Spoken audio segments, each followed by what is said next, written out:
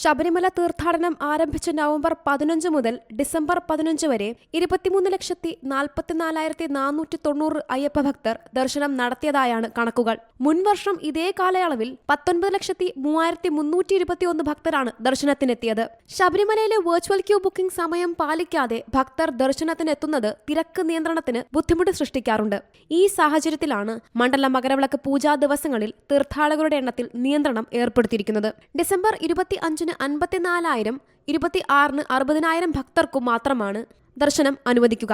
ജനുവരി 12 60,000, 13 50,000, 14 40,000 എന്നിങ്ങനെയാണ് നിയന്ത്രണം തീരുമാനിച്ചിരിക്കുന്നത്. ഈ ദിവസങ്ങളിൽ സ്പോട്ട് ബുക്കിംഗ് ഒഴിവാക്കിയേക്കും. ഹൈക്കോടതിയുടെ അഭിപ്രായം അറിഞ്ഞ ശേഷമായിരിക്കും ഇക്കാര്യത്തിൽ തീരുമാനമെടുക്കുന്നത്.